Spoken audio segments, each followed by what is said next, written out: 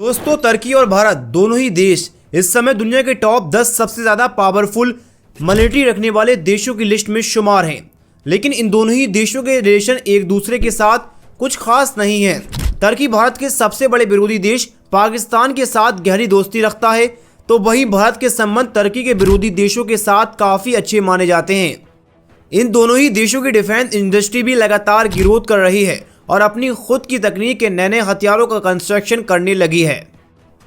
और दुनिया के बाकी कंट्रीज को अपने अपने हथियार बेचने की फील्ड में भी अब इन दोनों ही देशों के बीच कंपटीशन भी दिखाई देने लगा है। ऐसे में इन दोनों ही देशों के बीच अक्सर कई मुद्दों को लेकर अनबन बनी रहती है। तुर्की अक्सर भारत को कई मौक़ों पर यह मैसेज देता है कि वह पाकिस्तान का साथ मिलकर भारत के खिलाफ अंतर्राष्ट्रीय एक्टिविटीज को अंजाम दे सकता है, और ठीक उसी प्रकार भारत भी तुर्की के विरोधी देशों के साथ मिलकर तुर्की को चारों तरफ से घेरने की तैयारी कर रहा है।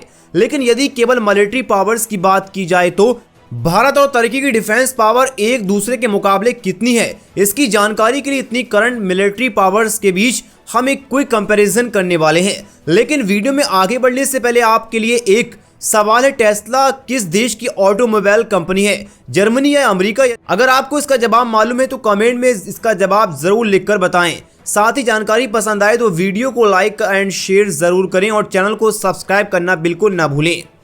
चलिए शुरू करते हैं। इनके बीच कुछ बेसिक फैक्टर के आधार पर एक कंपैरिजन। तो भारत की total geographical size 32.8 lakh square kilometre से भी ज्यादा है। तुर्की की total geographical size 7.8 lakh square kilometre के करीब है। भारत की टोटल पॉपुलेशन 150 करोड़ से भी आंकड़ा पार कर चुकी है। तुर्की की करंट पॉपुलेशन 8.3 करोड़ है। नॉर्मली जीडीपी देखें तो इंडिया की नॉर्मली जीडीपी इस साल $4 ट्रिलियन के वैल्यू का मार्क क्रॉस कर सकती है। तुर्कीश नॉर्मली जीडीपी फिलहाल $1.34 ट्रिलियन की वैल्यू के समथिंग है। डिफेंस पर सालाना खर्च की बात करें तो इंडियन मिलिट्री ने इस साल अपने डिफेंस पर $76 बिलियन वैल्यू के समथिंग खर्च किया है। तुर्कीश फौज इस साल के लिए अपने डिफेंस पर $46 बिलियन की वैल्यू खर्च करने की प्लानिंग कर चुकी है। ग्लोबल मिलिट्री पावर रैंकिंग में इंडियन मिलिट्री दुनिया की चौथी मोस्ट पावरफुल फौज है।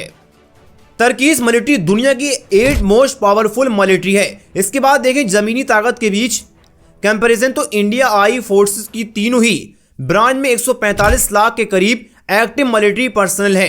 तुर्कीश फौज के पास 5 लाख के करीब एक्टिव ड्यूटी फौज है। इनके पास मैन बैटल टैंक्स 4500 से ज़्यादा यूनिट्स फिलहाल इंडिया आर्मी ऑपरेट करती है। तुर्कीश आर्मी के पास 2200 से ज़्यादा मेन बैटल टैंक्स मौजूद हैं।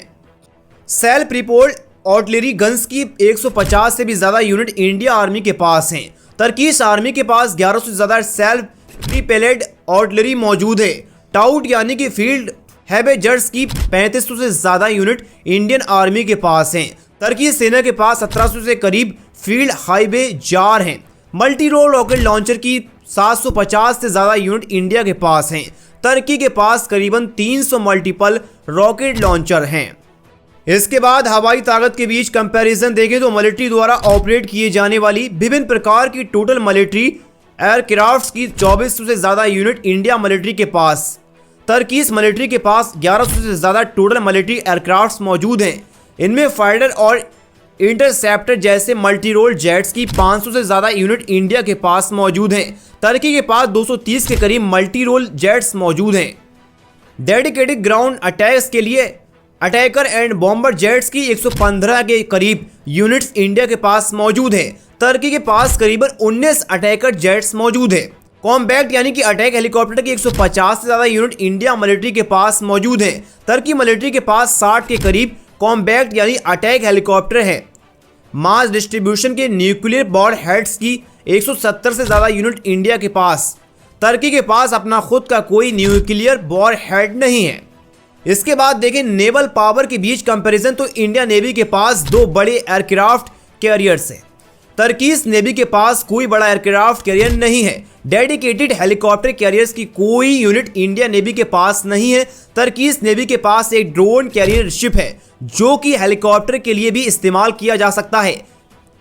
डिस्ट्रॉयर शिप्स की 13 यूनिट इंडियन नेवी के पास एक्टिव कंडीशन में है। 9 तुर्कीश नेवी के पास भी डेडिकेटेड डिस्ट्रॉयर शिप नहीं है। फ्रिगेट्स की 14 यूनिट इंडियन नेवी के पास मौजूद हैं। तर्कीश नेवी के पास 17 फ्रेगेट्स हैं। कॉर्वेट्स की 18 यूनिट फिलहाल इंडियन नेवी के पास भी हैं। तर्कीश नेवी के पास 10 कारबोट हैं। सबमरीन्स की 19 यूनिट इंडियन नेवी के इस्तेमाल करती है। तर्कीश नेवी के पास 13 सबमरीन्स है। सो फ्रेंड, फिलहाल हमने ये देखा है इंडियन मिलिट्री की करंट फायर पावर और तर्कीश मिलिट्री की टोटल फायर पावर का कंपैरिजन। आगे आप इस टॉपिक पर जानकारी देखना चाहते हैं तो अपनी रिक्वेस्ट कमेंट बॉक्स में जरूर कर सकते हैं। मिलते हैं एक और ऐसे ही वीडियो के साथ, जब तक के लिए जय हिंद।